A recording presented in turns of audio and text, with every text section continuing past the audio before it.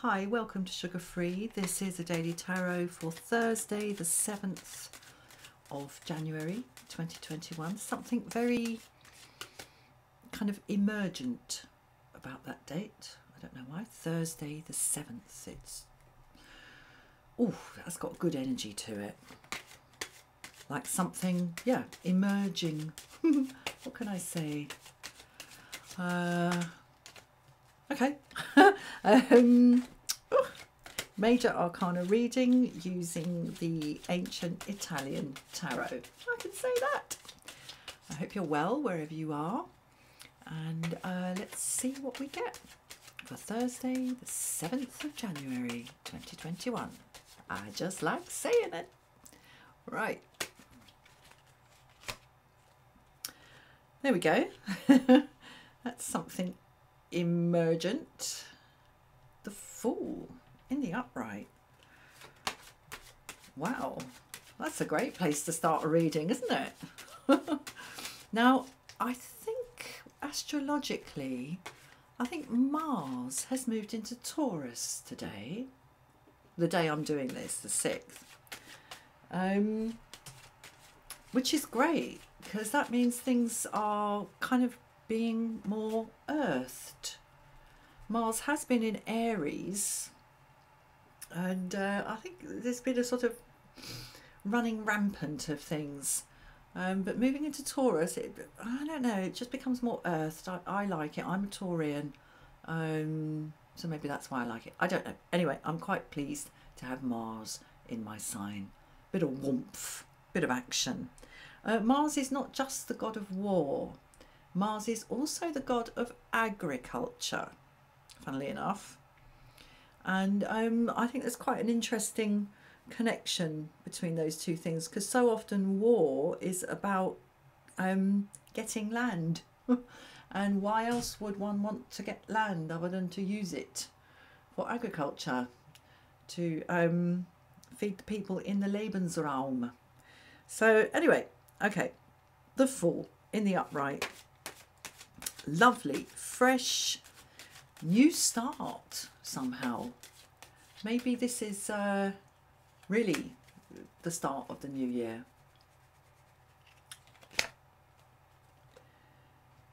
The Hermit. So examining carefully and quietly what is inside us, each of us individually. This is a very solitary energy. The Hermit carries his lamp. That's all he's got. I do like the way those two sticks, though, are... oh, this is lovely. Look, they're almost parallel with each other. The Fool's stick and the Hermit's stick. And, oh, there's a lovely kind of mirroring there, because the Hermit has the stick in the left hand and the lamp in the right hand. And the Fool, it's like they're facing each other. The Fool's got the stick in his right hand, his knapsack with his very few necessary worldly things in it. And it's like they're facing each other almost, but they're both looking out at us. So the Fool is saying, where are we going? And the Hermit's saying, what's inside us? So there's a kind of material fresh start in the Fool, because he's carrying his, as I say, his very few possessions as he sets out. And there's this kind of spiritual fresh start with the Hermit, or a kind of inner contemplation and meditation fresh start, with the Hermit carrying that light with that single flame burning in it. That's all you need, you know. That's all you need. A single flame. I saw something, I'll have to check it out. I don't know what search term I would put into Google to find this out, but something about the human eye can see a single candle flame from 40 miles away. Obviously in the right conditions, in the dark. All you need is one flame. All you need is, I don't know, a cheese sandwich, or your phone, your debit card, and your keys. If that, even, in that knapsack. So there's a wonderful economy of both the material and the spiritual in this. Okay, death in the reverse. Wow. Okay, this is regeneration. Regeneration. And, oh no, look.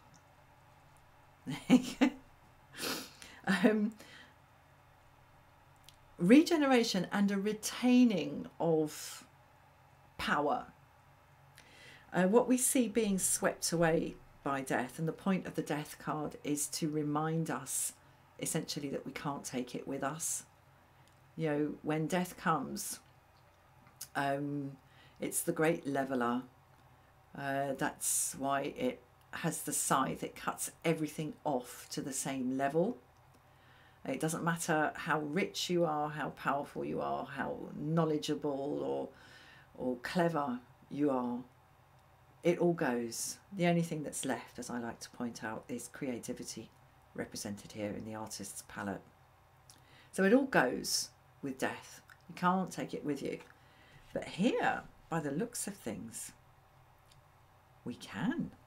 We can take it with us.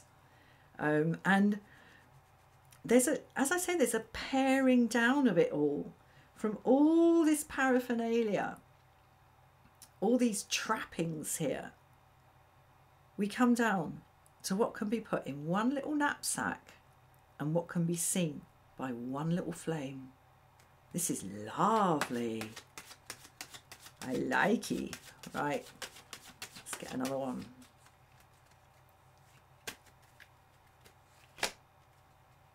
The Lovers. Well,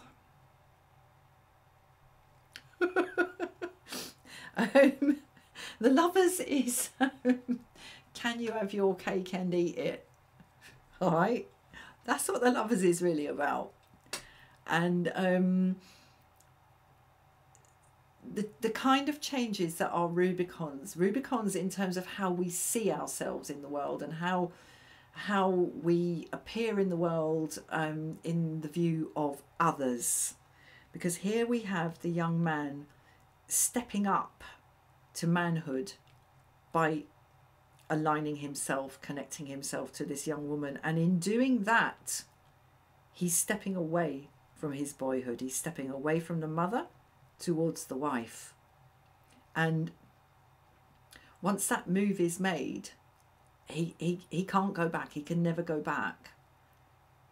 I mean, you can go back. He can go back, but he won't be going back as the same thing. There are some changes, some choices. This card used to be called the Choice, that really can't be undone. The thing that comes to my mind is that once you've done the deed, you are no longer a virgin. Okay, that's it. You can't go back and re-establish that state. And I think that's very difficult for many of us to understand, not just about that, but there's this, certainly when you're younger possibly, or I don't know, but there's this sense that it doesn't matter what you do, you can always do it again. And no, some things you can't. Once it's done, it's done. Okay, let's take this next one and see how this all fits in, because this looks to me like it's happening, like there's kind of no choice about it, and yet the Lovers has come up in the upright, so that's quite an interesting development. Okay, we've got Devil in the reverse. All right, what needs to be left behind and stepped away from? And in stepping away from it once, we step away from it forever, because we're stepping away from it by choice. Okay, now it's making sense. Is the constrictions embodied in the, or kind of represented rather, in the Devil card, the constrictions of our own self-constructed and self-maintained limiting beliefs. Limiting beliefs about ourselves, and limiting beliefs about others, and limiting beliefs about the world and about life. You know, it can be very comfortable, even if we're a bit squashed, to stay in a little box and have the kind of the parameters of our life strictly, kind of boxed off, hugely limiting and yet somehow comforting. This is about stepping away by choice from the comforts of the paradigm of our perception of reality by which we have lived for so long. And I know this is a long thing because we have death. We have the Fool and we have the Death card. This is big bananas we're dealing with here. And I do wonder whether the key to taking it with us, as we see here in Death in the Reverse, and somehow magically being able to condense all this stuff down into this tiny little knapsack here, is really bound up, so to speak, in the willingness to change, the willingness to step into a new paradigm. Through choice and allowing those oh so comfy discomforts and that oh so pleasurable feeling of being kind of tied down, walking away from that, walking away from it. Wow. I mean, I don't know obviously what this means to you as an individual. These readings have become very kind of philosophical in their nature rather than predictive. I've got to say it. Right. What's it? Oh, Judgment in the upright. Flippin' heck. Okay, I said it was big bananas, didn't I? Wow. Okay.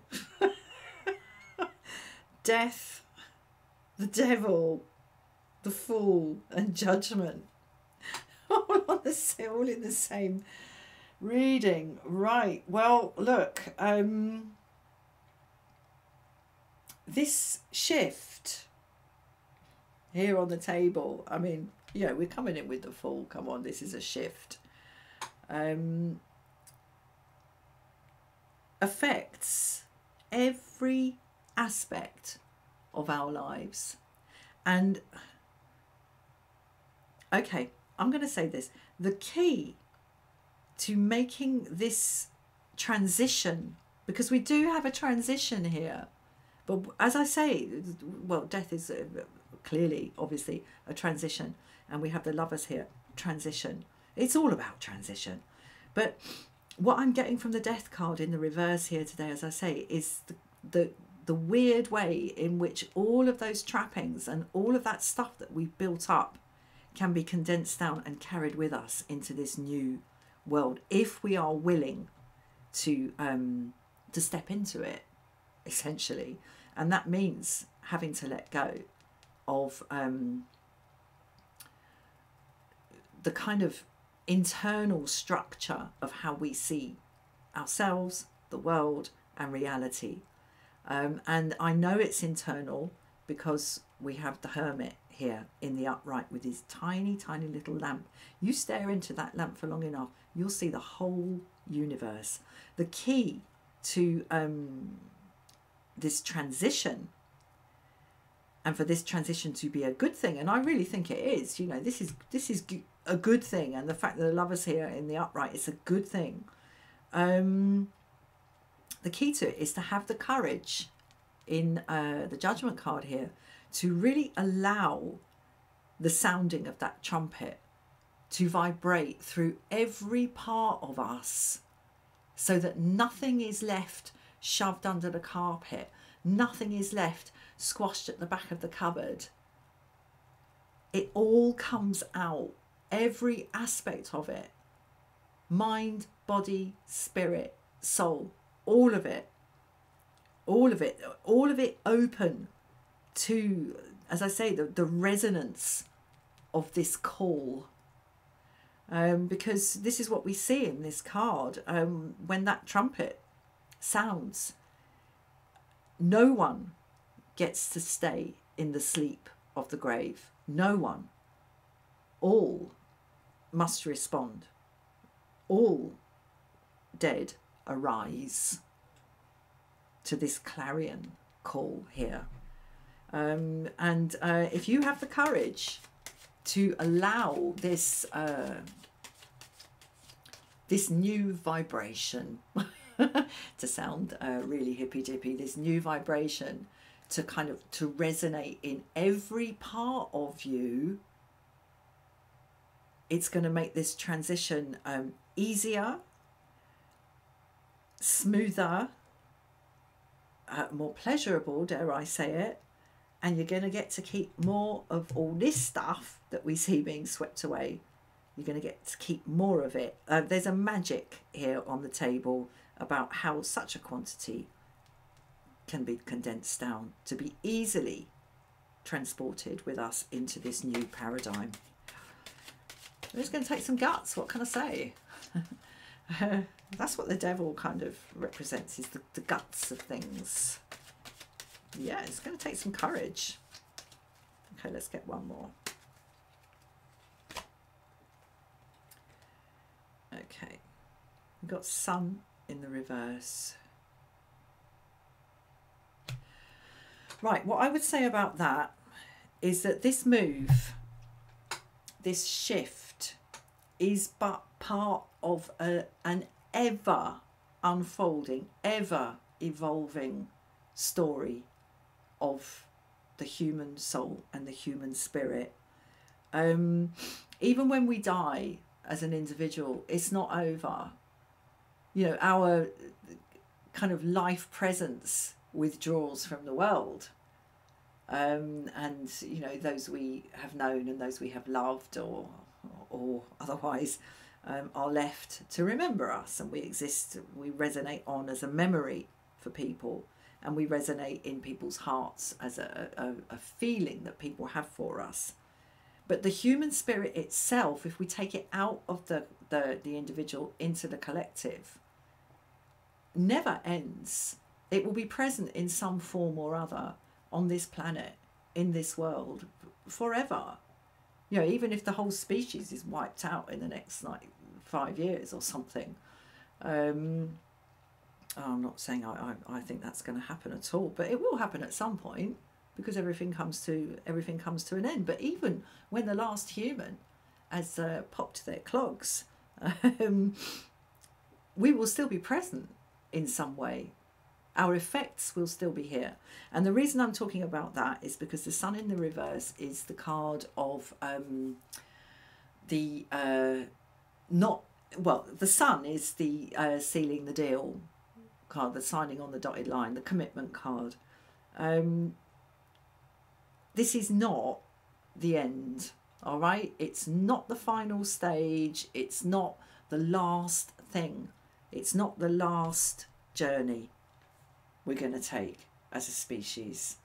This is but the next step. But it feels so big because the energy is so fresh and so new. It can feel like the end of something. But, you know, I mean, the card that's missing here today is the World. In my end is my beginning.